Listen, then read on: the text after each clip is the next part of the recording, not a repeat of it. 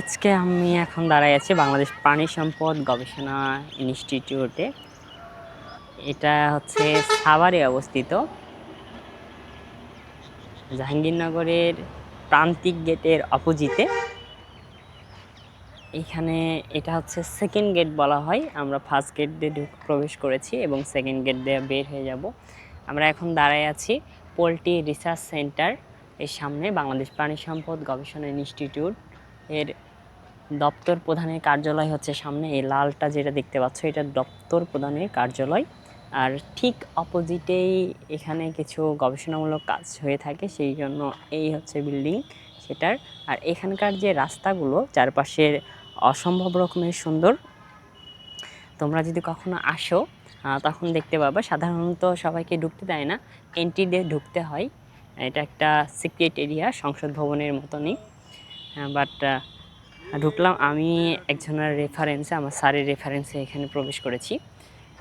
আর এই যে এখানকার চারপাশের সৌন্দর্য, অসাধারণ একটা পরিবেশ। প্রায় জায়গাটা অনেক বড়, একটা ইউনিভার্সিটির থেকেও অনেক বড় দেখতে গেলে। যে জাহাঙ্গীরনগর ইউনিভার্সিটি ক্যাম্পাস যত বড়, ঠিক তত বড় ওই তার থেকেও মেবি বেশি হবে এই জায়গাটা নিয়ে বিস্তৃত। একদিনে জায়গাটা ঘুরে কখনোই দেখানো সম্ভব না।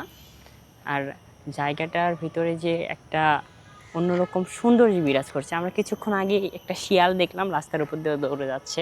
আর গাছগুলো এখন কাটিং করা হয়েছে। এখানে হচ্ছে গরু, ছাগল, মুগরি, হাঁস, এরপরে হচ্ছে বিভিন্ন জাতের ঘাস, সব কিছুই রিসার্চ করা হয় এবং এখান থেকেই গোটা বাংলাদেশে হচ্ছে সেইগুলো প্রোভাইড করা হয়।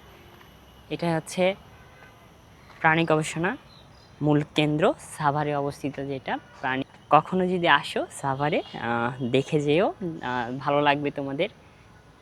এখানকার অফিস সব কিছুই এক অন্যরকম সৌন্দর্য।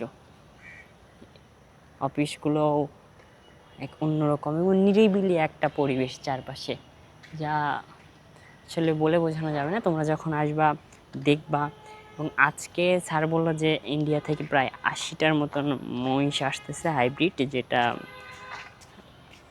আগামী সপ্তাহে হয়তো আমরা দেখাতে পারবো তোমাদের ডকুমেন্টারি আকারে ইনশাল্লাহ। এরপরে যখন আসবো আবার সব ডকুমেন্টারি তুলে ধরার চেষ্টা করব এবং ভিতরের যে পরিবেশ সেটাও তোমাদের দেখানোর চেষ্টা করব। আজকের মতন এখান থেকেই বিদায় নিচ্ছি। সবাই ভালো থেকো, সুস্থ থেকো, আমার জন্য দোয়া করো। আসসালামু আলাইকুম।